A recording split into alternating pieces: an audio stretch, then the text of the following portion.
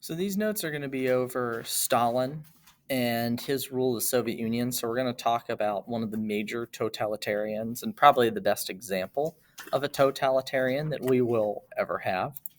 So today what you should look at is how Stalin was a totalitarian and how he maintained that power. So some basic vocab. First is a command economy. We're just going to call this communism. Remember, that is a system where the government makes pretty much all of the basic economic decisions. Collectives are the large farms that we'll see that Stalin forces peasants to work on. Kulaks are wealthy peasants. So these would be people who had their own farm in the Soviet Union. A gulag, this is an important one. This is the Soviet version of a concentration camp. So these are forced labor camps where prisoners, criminals would be sent to work under Stalin's rule. Skip socialist realism, I took that out. I'll go over what Russification is, but notice the root word of Russia. This is making places like Russia. Atheism, you should know this, no God, and then you can cut the common term as well. So after Lenin dies, Stalin takes over Soviet leadership. Stalin was partly chosen and partly worked his way to the top. Believe it or not, Stalin was chosen because he was considered more of a moderate than other people. This is quite the statement for the world's second leading mass murderer in history. So Stalin has one single goal, and that is to make the USSR into a modern industrial nation that can stand against the West and America and take on the capitalist nations. He is very firmly a communist. He believes in communism. He sees it as the best way for the Soviet Union to be strong. The way that they would do this is through 5-year plans. So they would create a plan for 5 years. You can see it down in this picture down here. It's supposed to be the 5-year plan, like crushing the capitalists.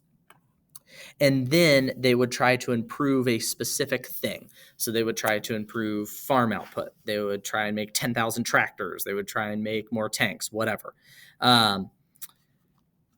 This is a command economy where the government would choose and make all economic decisions. They make super high production goals, and people who met those goals, if they made their 10,000 tractors, they got a reward. They got to go on a vacation. They got a better apartment. The people who didn't were punished, usually meaning executed. So we're going to see that Stalin is our textbook totalitarian because he uses terror to control the population. So this is just the difference between a market and a command economy here. Market, kind of the term we use a lot is capitalism. Command, we use communism. Remember, in a command economy, the government decides what is made, who makes it, how much of it is going to be made. So the toll of Stalin kind of bringing the USSR into the modern world is absolutely massive. And it's a human toll. Millions are going to die. We're talking in the 10s, 20s, 30s, 40 million people. It really didn't do much in the Soviet Union, though. The standard of living barely increased. Goods were still very scarce. Food was still very expensive. Housing was still substandard. As a worker, you couldn't strike. Your wages were low, and this is surprising for the communists who say they're all about the worker. That Soviet Union had some of the worst conditions. This is because central planning, what we call communism, is inefficient. Socialism is not an effective system. It creates shortages of some goods because the government decides, this year we're going to make 5,000 pickup trucks. Well, now they don't have any minivans. It doesn't react to the market, especially in consumer goods. The Soviet Union wasn't focused on making things like phones or washing machines or cars. They were making steel, tanks, and tractors. So you couldn't find goods that you wanted. And you can see this down here. This is a bread line in Moscow, people lining up for food. That kind of stuff was scarce, but the Soviet Union was making lots of weapons and airplanes. One of the ways that the Soviet Union kind of tried to modernize itself was it was going to use its agriculture, so its farming, to sell things to buy the stuff they need. And the way that the government did this, they forced the farmers onto what are called collectives. So if you owned an individual farm, you lost that farm, and then you would work your farm with other people as a group. The government, or the state, remember, state means government, would provide things like education, buildings, tractors, fertilizer, gas, and then all the food would be turned over to the government, and then you would get a small portion of it. A lot of farmers didn't like this. They owned their own farms, they wanted to run their own farms, so the government began just taking all the food away from them at gunpoint. The kulaks, the people who owned their own farm, were liquidated. This is going to be what Stalin calls it. Liquidated means eliminated. They were killed. In Ukraine, who particularly resisted the collectivization, in 1932, Stalin engineers a famine where he ships all of the food out of Ukraine and in 1 year starves between 5 to 8 million Ukrainians. This is the reason that the Ukrainians and the Russians to this day don't really get along, and part of the reason they're fighting this war. The result of collectivization, though, it works. Grain production does increase. Food prices do go down in the Soviet Union. But just like everything else with central planning and communism, it's inefficient. You could find a lot of bread for really cheap, but there wasn't any pork. There wasn't any beef. There weren't any vegetables because the government had decided to just focus on grain. You can see here how collectivization worked. This is the famine in Ukraine, but there would be, these are the collective farms down here. And if you take a look, these guys in the back of this truck, they're not farmers. These are the Communist Party officials making sure all these farmers are working. And if they're not, they'll be reported to the Communist Party and probably liquidated.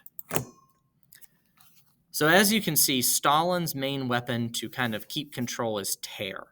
He uses violence to keep the population in line. So there is no freedom in the Soviet Union. He is a totalitarian. The police listened to every phone conversation you said. They opened every letter you sent. There were no free papers. There was no free radio. Everything was controlled by the government. People were encouraged to spy on their family members, their teachers, their bosses, their employees, and report back to the Communist Party. And if you were found to be going against the Communist Party, you were sent to one of these gulags. These are concentration camps where anybody who was a problem was sent and essentially just worked to death. Tens of millions of people will perish in these camps and as they go through them just because they had kind of ran afoul of the Communist Party.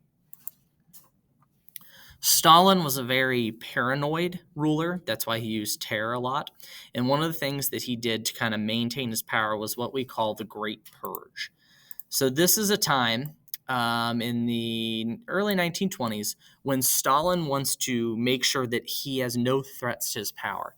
So he uses his secret police to go about and eliminate all the old communists.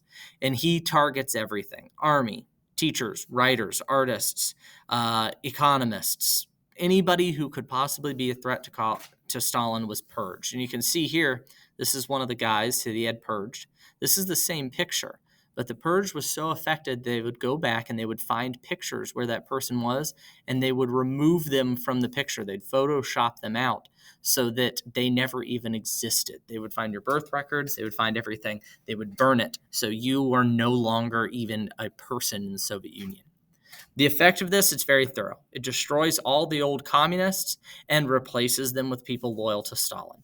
So Stalin is completely surrounded by people loyal to him. The main issue, though, and what you should star, this causes the Soviet Union to lose all their experienced generals, educational leaders, economists, factory owners, people who run factories. So the USSR is going to be completely unprepared for the German invasion. It's going to happen just 10 years later. So you can see here, these are all the different gulags, the little dots. It was a massive camp system where people would be sent to work to try and build up the Soviet Union. So one of the things that Stalin does to help maintain his power as well is he builds what's called a cult of personality. He makes himself into this like godlike figure where he is the only one to be able to save the Soviet Union. And if you look at this painting down here, you can see Stalin in the center and all the Soviet people looking up to them. The way that he did this is through what we call socialist realism. You had to portray the Soviet Union in a good light. You couldn't paint anything negative, okay? And artists and writers who didn't do this were usually, like Stalin usually did, liquidated. They were gotten rid of. So you had to show Stalin in a good light because he was the only thing that was making the country run well. You can see some socialist realist paintings here. Notice how strong they make the Soviet Union look. Everybody's happy, well-fed. Stalin down here, leading the children. So Stalin wants all of the Soviet Union to kind of be knit together and to be strong. So he promotes what's called Russification. And what he did is he imposed Russia's culture onto the other parts of the Soviet Union. So there were lots of parts of the Soviet Union that weren't actually Russian. They were different. So in those areas, Russians would be appointed to be the governor or to be the sheriff. And he required that Russian could only be spoken in schools so that everybody would become Russian. Furthermore, he decides to destroy all the religions in the Soviet Union because if you're loyal to a religion, you're not loyal to Stalin. So atheism becomes the official Soviet policy. If you were an Eastern Orthodox priest or a Jewish priest, you would be persecuted. If you're outspoken about those religions, you would be liquidated. And he tries to replace religion with communism, Marxism. He tries to make it so that communism and loyalty to Stalin is your religion, so nobody can challenge his rule. So some of the effects. Communism in the Soviet Union did not fulfill its promises. There was no classless society. The Communist Party and the guys who worked for Stalin, they became the people that were now the bourgeoisie. They were the rich. There was only a small number of people who were allowed to join the Communist Party, and that kind of kept power in their hands. And those people in the Communist Party got better apartments, they had vacations, they got cars. But the Soviet Union did do some things better than the Russian Empire before it did. All kids went to a free communist school.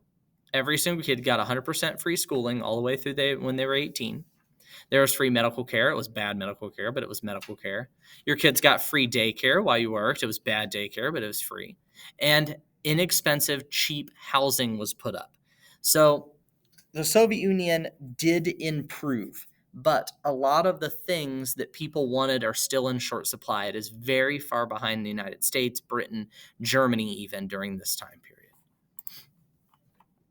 We're going to skip this slide on the Comintern. I'm not really going to go over it, but I hope that this helped make sense of how Stalin was a totalitarian. And if you have any questions, let me know.